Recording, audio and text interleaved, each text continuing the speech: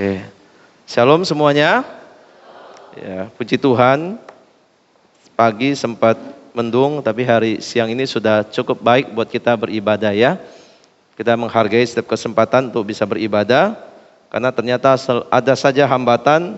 Orang kalau sudah siap-siap mau datang, ternyata ada kendala dan akhirnya tidak bisa datang, tidak bisa melayani Tuhan.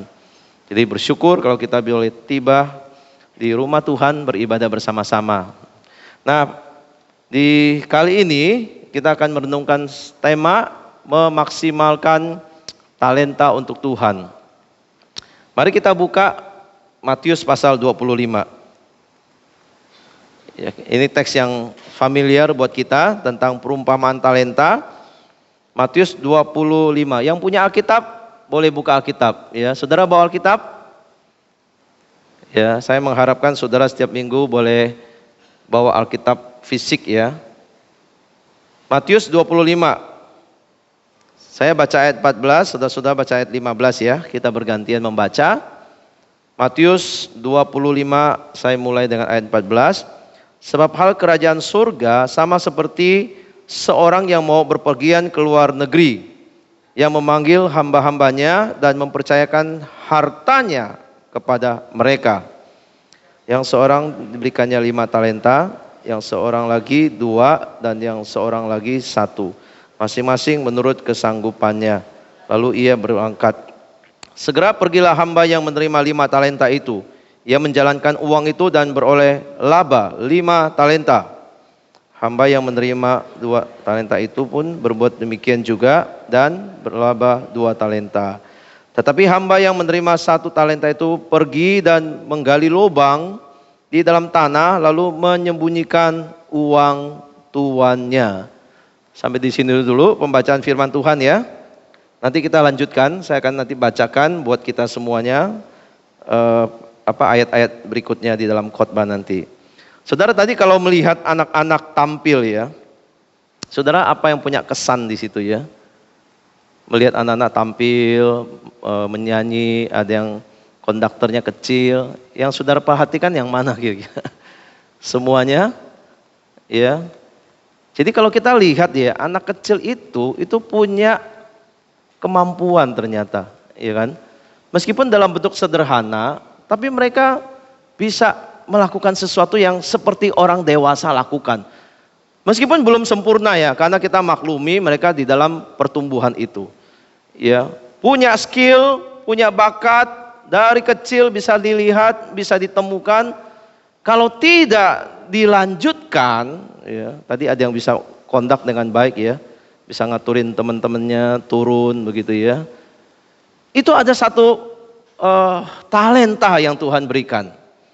Ya, kemampuan apapun ya saudara. Kalau sudah diperlihatkan Tuhan, anak-anak ini, kalau orang tua tidak melanjutkan dalam arti mendukung, mensupport, melatih dan apapun juga, ya akan seperti ini dan mungkin hilang. Gitu. Ya. Ada anak yang punya talenta menggambar ya saudara. Dari kecil dia sudah juara lomba lah. Anak-anak juga di sini ada ekskul menggambar itu ya, mewarnai. Kalau lomba itu juara, itu punya bakat kan ya. Orang bilang ini anak ya, kalau terus dilatih, terus dikembangkan, dia akan menjadi seorang pelukis yang besar nanti. Gitu. Nah mentornya, gurunya itu ngomong kepada anak ini, kamu nanti daftar ya ke kelas khusus ya. Saya udah siapin, ada satu tempat buat kamu. Kamu tinggal ikuti aja, tinggal daftar, tinggal terus kamu berlatih di sana. Nah, anak ini nggak daftar-daftar ternyata, nggak daftar-daftar. Padahal gurunya udah siapin kelas ya buat dia. Dia bukan nggak bisa, saudara, bukan nggak ada waktu, tapi dia hanya terlalu sibuk main game dan sosial medianya, scrolling terus. Waktu terus berjalan kan, setahun demi setahun, demi setahun, demi setahun. Dia begitu mulai besar, dia lihat teman-temannya itu sudah punya kemampuan lebih daripada dia. Di situ dia baru sadar, wah, dia sudah menyia-nyiakan kesempatan begitu banyak. Teman-temannya sudah tampil, bisa melayani, bisa punya skill yang terlatih gitu ya. Untuk melayani, dia belum bisa apa-apa. Belum bisa apa-apa, saudara. Jadi ini dia sadar itu waktu sudah berlalu, kesempatan sudah lewat, padahal sudah diberikan, talenta ada, kesempatan diberikan, tetapi dia tidak pernah melatihnya, saudara. Saudara, penyesalan terbesar bukan soal dia nanti berhasil atau tidak. Penyesalan terbesar itu adalah ketika dia tidak mencoba apa-apa. Apalagi dia sudah sadar punya kemampuan, dia tidak mencoba apa-apa. Sehingga dia menyanyiakan kesempatan dan kemampuan yang Tuhan berikan, saudara. Demikian juga talenta, saudara, yang Tuhan berikan buat kita. Boleh nggak disia-siain? Gak boleh kan? Kenapa alasannya? Alasan pertama, saudara, talenta itu bukan milik kita. Talenta itu milik Tuhan. Bukan berasal dari kita, bukan dari saya sendiri, bukan dari saudara sendiri, tapi berasal dari Tuhan. Kalau kita perhatikan perumpamaan tadi ya, itu tuannya sedang pergi jauh untuk beberapa waktu yang tidak diketahui lamanya. Waktu dia pergi, dia menitipkan hartanya, ngomongnya loh. Berarti ini harta tuannya yang dipercayakan, dititipkan kepada hamba-hambanya. Ini lumrah terjadi di zaman itu. Orang kalau pergi jauh, rumah dititip. Orang pergi jauh, bukan hanya rumah, anjing pun bisa dititip ke orang, bukan? Anjing kesayangan. Kalau pergi jauh, sekeluarga nggak ada. Nah, hal itu lumrah di zaman itu. Harta dititipkan supaya dijaga, kalau bisa dikembangkan, dijalankan. Tidak disia-siakan. Itu. Jadi mereka, Tuhan ini percayakan satu tanggung jawab kepada hamba-hambanya. 5, 2, 1 dipercayakan. Saudara, talenta itu jangan dianggap kecil ya. Satu talenta itu sesuatu yang sangat bernilai. Ya, perhitungan kasarnya kira-kira seperti ini. Satu talenta itu bisa 6.000 dinar kira-kira. Satu dinar itu adalah upah satu hari buruh bekerja di zaman itu. Ya, buruh bawah, kelas bawah. Nah, satu talenta itu butuh waktu 6.000 hari untuk dapetinnya. Artinya kalau setahun 300 hari, dia butuh 20 tahun untuk bisa mendapatkan satu talenta. Kecil apa besar, saudara? Kerja, nabung 20 tahun baru bisa dapat satu talenta. Hari ini orang kerja aja, nabung itu gak ada, saudara. Anak muda kerja habis, gaya hidup, saudara. Boro-boro nabung, kerja habis begitu. Bahkan bukan habis, minus pakai kartu kredit. Gaya hidup, saudara. Orang mau nabung 20 tahun tuh baru dapat satu talenta. Gak gampang, saudara. Apalagi bicara 5 talenta. Butuh berapa tahun. Jadi ini bukan sesuatu yang kecil. Ini besar sekali nilainya. Apa arti talenta itu yang Tuhan berikan? Saudara, ada yang orang mengartikan talenta itu banyak macam lah ya. Ada yang mengartikan sebagai karunia yang Tuhan berikan, kemampuan, resource yang Tuhan berikan dalam diri seseorang sebagai anak-anak Tuhan itu. Intinya itu sesuatu yang besar. Yang gak mungkin saudara bisa peroleh. Maka ini bukan milik saudara, bukan saya, tapi miliknya Tuhan. Tuhan kasih, saudara, buat kita. Betapa baiknya Tuhan. Bukan hanya menciptakan kita, tapi memberikan kita talenta untuk kita belajar kembangkan, saudara. Saudara, konteks perumpamaan ini adalah akhir zaman ya, akhir zaman. Artinya tuannya itu pergi dan satu hari akan kembali. Itu gambaran Tuhan Yesus yang sedang pergi jauh ada di surga, tapi satu hari pasti dia kembali ke sini. Ya, pasti akan kembali. Dan talenta itu diberikan kepada para pengikutnya, hamba-hambanya, untuk dipercayakan. Tuhan tahu kesanggupan orang, Tuhan tahu kekuatan orang, makanya jumlahnya juga berbeda-beda. Ya, bukan Tuhan itu diskriminasi, tapi Tuhan tahu kemampuan saudara dan Tuhan percayakan sesuai kesanggupan itu. Demikian juga saya, Tuhan lihat kesanggupan saya, Tuhan percayakan seberapa yang bisa saya kerjakan. Artinya saudara, orang-orang percaya, tidak ada satupun yang begitu miskin sampai tidak dikasih karunia. Gak ada.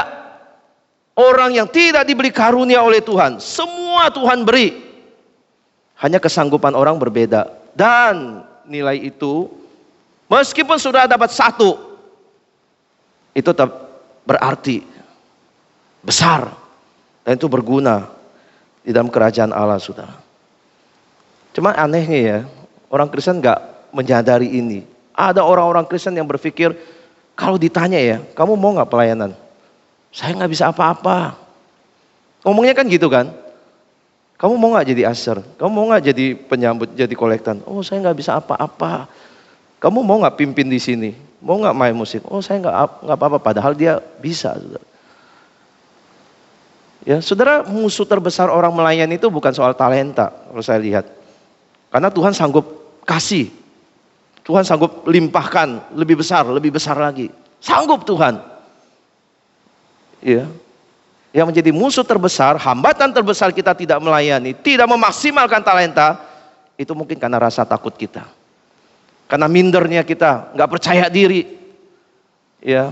Belum coba, udah mundur. Belum maju, sudah kalah. Kira-kira gitulah. Ya.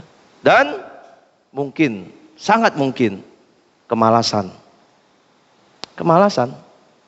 Gak mau. Ya. Pengen menikmati, pengen dilayani, tapi nggak mau melayani. Saudara, ini semua sifat kedagingan ya. Sangat bahaya kalau orang sudah malas. Seperti kutukan Tuhan kepada hamba yang satu talenta itu. Tuhan bilang apa? Hai kamu hamba yang jahat dan malas. Malas, saudara.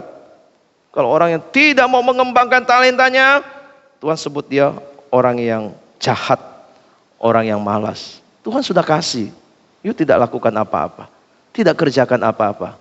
Sia-sia apa yang Tuhan beri. Ini harta yang besar. Tapi di tangan kita itu jadi useless. Malas, saudara sekalian. Saudara ingat ya, kalau yang namanya pemberian Tuhan, milik Tuhan, titipan Tuhan buat kita, satu hari harus dipertanggungjawabkan kepada Tuhan. Harus ada laporan pertanggungjawaban kepada Tuhan. Iya, saudara pakai atau tidak pakai, Tuhan akan minta pertanggungjawaban. Aku sudah berikan buat kalian. Apa yang kamu lakukan? Pertanggungjawabannya mana? Ya, kalau kantor aja, perusahaan aja minta pertanggungjawaban kalau kita kerja. Ya. Tuhan percayakan yang lebih besar. Tuhan tanya pertanggungjawaban kita. Satu hari, saudara, Tuhan itu akan datang membuat perhitungan dengan kita. Ayo, laporannya gimana? Apa yang kalian sudah lakukan, saudara? Saudara pakai tidak pakai, sekali lagi akan dilaporkan sebagai pertanggungjawaban. Perhitungan Tuhan, nggak mungkin keliru, nggak mungkin meleset. Ya.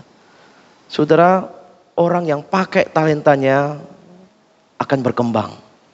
Orang yang tidak pakai talentanya akan menyusut, bahkan hilang.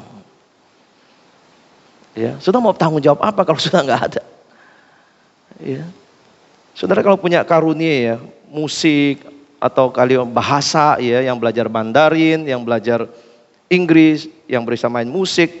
Saudara kalau punya itu dan kalau saudara stop begitu ya, nggak lakukan apa-apa lagi, saya yakinlah sudah nggak akan berkembang, bahkan akan hilang, akan nguap, pelan-pelan hilang.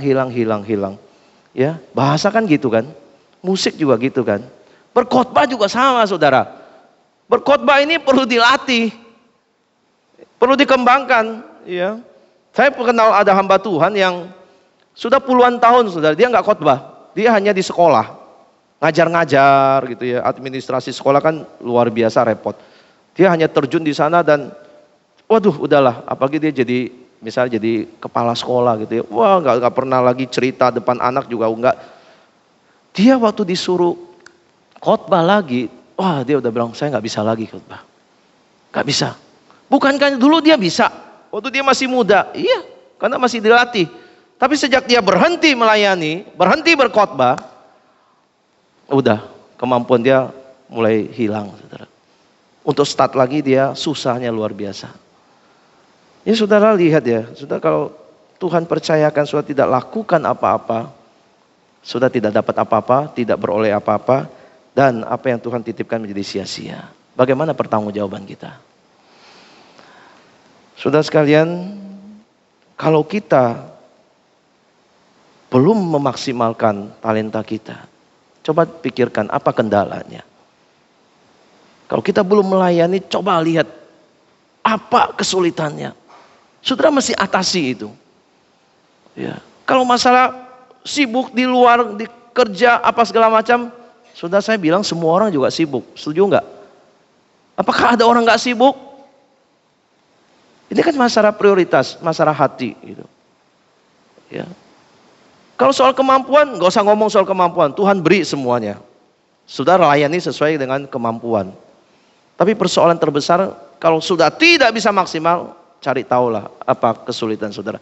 Kalau itu kedagingan, kemalasan saudara, saudara mesti bertobat. Gitu loh. Saudara mesti selesaikan, bereskan kemalasan saudara, karena ini kedagingan, ini dosa. Ya, jangan pikir malas itu biasa loh. Malas itu di dalam tradisi Bapak Gereja itu adalah 7 deadly sins. Artinya 7 dosa maut, itu salah satunya malas. Gak boleh dipelihara, gak boleh tetap ada di dalam diri kita.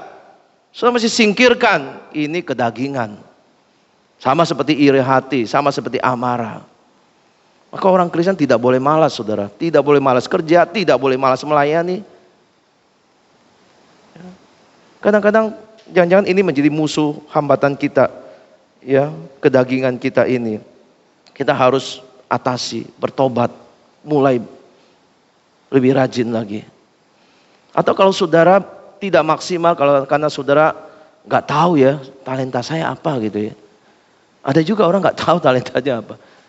Saudara cobalah cari tahu, tanya orang yang kenal saudara, saya apa sih kira-kira kemampuan saya? Atau saudara coba-coba, nanti saudara akan temukan sendiri. Oh saya lebih pas di sini. Ya, passion saya ada di sini untuk melayani Tuhan. Kau nggak pernah coba, sudah nggak tahu juga. Jadi apa yang Tuhan beri, saudara tetap harus kerjakan, karena ada pertanggungjawaban. Ini milik Tuhan. Di tangan saudara itu berlipat ganda atau menyusut. Ya, jangan sia-siakan waktu yang ada, saudara. Ya. Nah, berkaitan dengan ini, maka saya masuk ke poin kedua, saudara. Talenta itu adalah ini saudara, ujian kesetiaan. Ujian kesetiaan. Tuhan itu dikatakan dia pergi untuk sekian lama. Dan dia akan kembali. Nah ini masa ujian. Ujian kesetiaannya ada di sini. Ya. Perumpamaan ini menyoroti bukan soal hasilnya. Tuhan tidak permasalahkan itu saudara, karena hasilnya memang bisa berbeda-beda tiap orang. Tapi yang Tuhan minta sama itu adalah, tuntutan yang sama adalah soal kesetiaan. Kesetiaan mengerjakannya. Hasil memang nanti berbeda-beda, saudara. Ya. Apakah waktu Tuhan pergi, Yesus belum kembali, kita itu setia menjalankan talenta kita. Kita pakai, kita kembangkan, kita lipat gandakan. Itu yang Tuhan mau lihat sekarang ini, saudara. Makanya dikatakan ya, hamba yang menerima 5 talenta itu dikatakan di ayat yang ke ini, saudara, di sini ya. 16, segera pergilah hamba yang menerima 5 talenta. Hamba yang menerima 2 talenta juga dikatakan berbuat demikian juga, segera pergi. Itu segera loh, ada urgensinya, langsung, gak ditunda-tunda, gak malas-malas, segera, gak pikir panjang saudara. Dia langsung tahu apa yang dia harus lakukan begitu dia terima talenta itu. Makanya karena kesetiaannya itu diberkati oleh Tuhan. Yang 5 akhirnya menghasilkan 5, yang 2 menghasilkan 2. Karena kesetiaan, ketekunan mengerjakan itu, ada berkat Tuhan yang dicurahkan. Dan Tuhan itu puji saudara, hamba ini ya. Kata-katanya sama untuk hamba yang menerima 5 dan menerima 2. Baik sekali perbuatanmu itu, hai hambaku yang baik dan setia. Engkau telah setia dalam perkara kecil, aku akan memberikan kepadamu tanggung jawab dalam perkara yang besar. Masuklah dan turutlah dalam kebahagiaan Tuhanmu. Ini pujian, ya. Dan dikatakan berulang-ulang soal setia. Setia. Kamu sudah setia dalam perkara kecil. Aku akan memberikan tanggung jawab perkara yang lebih besar. Kata setia diulang-ulang ini nanti menjadi kontras kepada untuk hamba yang menerima 1 talenta. Hamba yang mengubur talentanya, yang menyimpan talentanya tidak diapa-apain, saudara. Ya, Tuhan bilang apa? Di Alkitab saudara kau perhatikan di ayat 26. Jawab tuannya, hai kamu hamba yang jahat dan malas. Kamu sudah tahu ya, bahwa aku menuai di tempat di mana aku tidak menabur. Dan aku memungut dari tempat di mana aku tidak menanam. Lalu ayat 28. Sebab itu ambillah talenta itu daripadanya dan berikanlah kepada orang yang mempunyai 10 talenta. Karena setiap orang yang mempunyai kepadanya diberi supaya berkelimpahan. Tetapi siapa yang tidak punya, apapun yang daripadanya diambil daripadanya. Dan campakkanlah hamba yang tidak berguna itu ke dalam kegelapan yang paling gelap. Di sanalah terdapat ratap dan kertak gigi. Saudara, ada akibat yang fatal. Ya, orang yang dipercayakan tetapi tidak melakukan tanggung jawabnya. Orang ini dikatakan dia tinggal di dalam kegelapan yang paling gelap dan tidak mendapat bagian di dalam kerajaan surga. Ya, saudara yang tidak melayani, tidak pakai talenta, mungkin orang yang belum kenal Tuhan loh. Sehingga saudara menyia-nyiakan apa yang Tuhan berikan. Dan saudara pada akhirnya selama-lamanya tidak dapat bagian dalam kerajaan surga. Sudah ngeri sebenarnya bicara akhir zaman. Ya. Tetapi kita bersyukur saudara, ya Tuhan itu baik memberi kita kesempatan. Cuma banyak orang Kristen berpikir gini ya, wah saya udah ini kok sudah setia melayani Tuhan, saya sudah memberi dengan baik, saya sudah melakukan yang the best. Sering kan dengar gitu kan, saya akan memberikan yang the best. Saudara, the best menurut siapa? Maksimal menurut siapa? Menurut kita kan? Coba tanya Tuhan. The bestnya saya sudah the bestnya Tuhan belum? Saya sudah maksimal tapi tanya Tuhan itu sudah maksimal apa belum menurut Tuhan? Karena saya menemukan saudara, banyak orang sebenarnya gak maksimal di dalam gereja melayani Tuhan. Kalau kita bandingkan dengan dia bekerja di kantor. Coba saudara lihat, orang yang kerja di kantor, punya pekerjaan di perusahaan kantor atau punya usaha sendiri, bagaimana dia mengembangkan ininya, kemampuannya yang dia pelajari dari sekolah. Ya, dia akan giat mati-matian, dia belajar kerja dengan sungguh-sungguh, segenap kemampuan, segenap pikiran dicurahkan. Ya. Misalnya orang desain aja saudara, orang desain. Itu betul-betul desain yang terbaik diberikan di dalam perusahaan.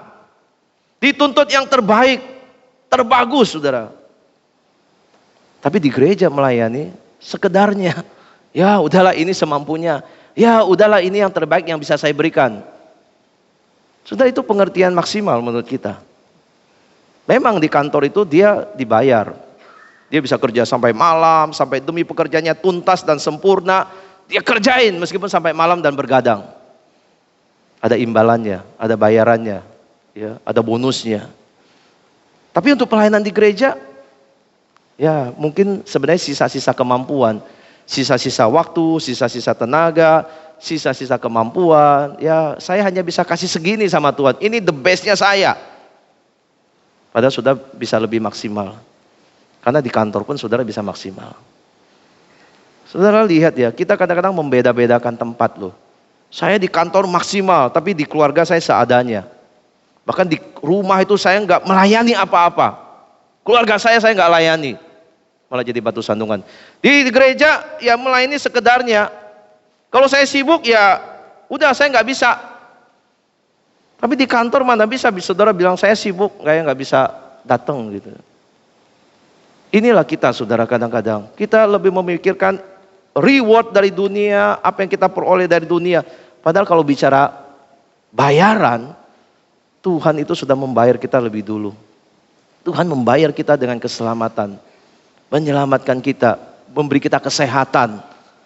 Sebelum kita bisa bekerja, Tuhan kasih kesehatan, Tuhan kasih napas. Makanya kita bisa kerja. Tuhan kasih keselamatan buat kita.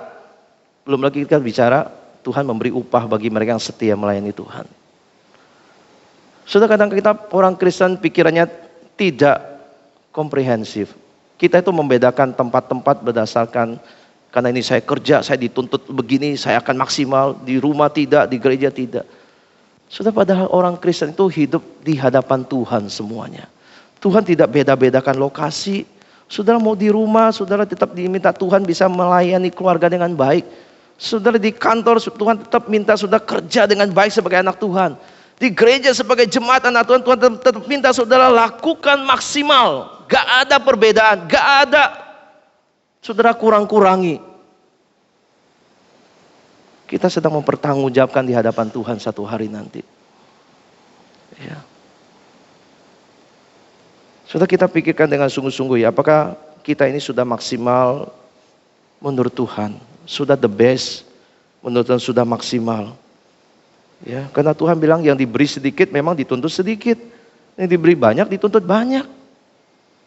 Ya. Kita harusnya sama saudara, tidak beda-bedakan lokasi. Dan kita lihat Tuhan masih baik dan memberi kita kesempatan untuk hari ini saudara. Ya, mau gak saudara? Ini ada kesempatan Tuhan berikan. Maukah saudara lebih baik lagi? Lebih serius, sungguh-sungguh memakai talenta saudara bagi Tuhan. Maksimalkan. Ya. Kalau bicara akhir zaman, Tuhan akan segera datang. Salah satu tandanya di dalam Matius, itu peperangan bukan? Hari ini dunia kita akan sepertinya menuju perang kan? Atau orang sudah bilang perang hari ini. Ya. Itu rudalnya Irak sudah dibalaskan katanya kan. Ini bisa salah satu tanda bukan akhir zaman.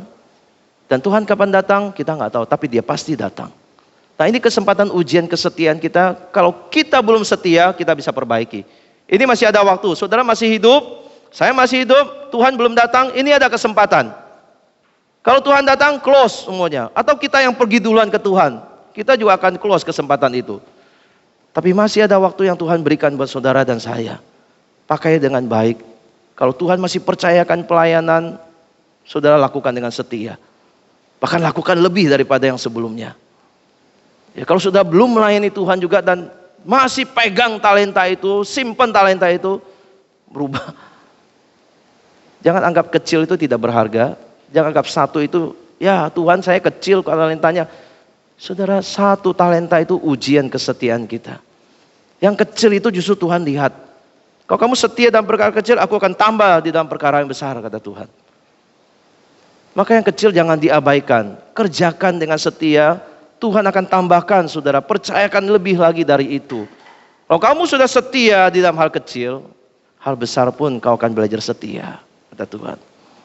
Maka ini ujian kesetiaan loh. Talenta di tangan saudara. Saudara pakai atau tidak, gunakan atau tidak. Kemampuan saudara apapun ya, kemampuan insting saudara di dalam banyak hal, saudara bisa persembahkan untuk pelayanan. Bagaimana pekerjaan Tuhan di rumah Tuhan terus berjalan dengan baik. Ya, saudara, kita pernah diskusi ya, ada pertemuan worship leader, pemusik begitu ya. Ada orang nggak tahu ya, mungkin dia iseng aja ya ngomongnya. Saya mau pensiun ya tahun ini.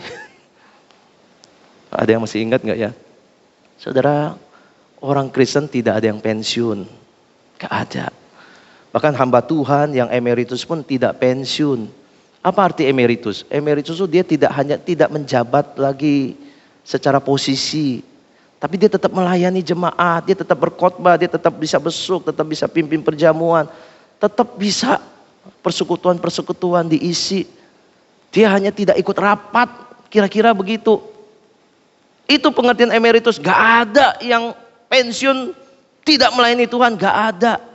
Kapan kita pensiun? Kalau Tuhan datang, itu pensiun selama-lamanya. Kalau kita sudah gak berdaya, terbaring di ranjang, sakit, lumpuh, itu kita akan otomatis pensiun. Itu pun kita masih bisa berdoa loh.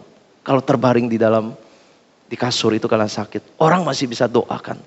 Itu masih ada yang bisa dilakukan. Jadi nggak ada yang useless. Selama masih ada nafas, nyawa, itu ada kesempatan melayani Tuhan. Makanya kalau yang pelayanan apapun hari ini, jangan minta pensiun dulu, saudara. Jangan minta pensiun. Yang WL, yang pemusik, jangan minta pensiun. Yang asal jangan pikir, oh saya udah ini. Saudara tetap maksimalkan apapun yang Tuhan berikan. Kalau saudara bisa beri lebih, berikan lebih. Tenaga, pikiran, sumbangan ide, semua saudara bisa persembahkan kepada Tuhan. Kalau saudara berhenti musik atau mimpin di sini, saudara pasti merosot. Saudara bukan bertambah baik, saudara akan makin lemah di dalam talenta. Saudara, saya ngerasa ya, dulu saya itu tergabung di paduan suara Grab dulu ya, Grace and Peace. Ya. Waktu masih SMA sampai kuliah, 17 tahun saya ada di paduan suara. Waktu itu saya merasa kemampuan itu meningkat dengan baik. Saya bisa nyanyi suara tenor dengan baik, saudara. Nyanyi lagu itu tuh, Haleluya Chorus, nada tenor itu kan tinggi. Saya bisa. Sejak saya sudah sekolah teologi dan tidak pernah lagi gabung di paduan suara, saya merasa teknik kemampuan saya itu menurun di dalam menyanyi. Suara saya tidak bisa setinggi yang dulu. Kayaknya levelnya sudah turun. Tenor saya bukan tenor lagi. Sudah turun gitu. Jadi saya sadar, kalau berhenti, tidak maksimalkan lagi, saudara merosot. Bukan makin baik, saudara. Ya, jadi yang dianugerah jangan berhenti kalau saudara masih bisa nyanyi. Ya, saya karena kesibukan saya tidak join saja. Jadi mari semuanya jemaat GKK. Kalau Tuhan tidak berikan talenta, maksimalkan. Kesempatan masih ada. Tuhan belum datang sekarang. Ya, jadi pakailah waktu yang ada, karena suatu hari kelak pasti Tuhan minta pertanggungjawaban, perhitungan dengan kita. Tuhan gak mungkin lupa. Ya, dimanapun saudara, usahakan maksimal. Jadi orang Kristen yang komprehensif, dimanapun, di tempat kerja, di keluarga, di gereja, saudara, tenaga saudara sama. Spirit saudara melayani, mengabdi itu sama. Jangan dikurang-kurangin. Karena Tuhan melihat kita itu utuh, saudara. Kiranya Tuhan memberkati kita tentang firman ini dan kita bisa lakukan dengan setia. Mari kita berdoa.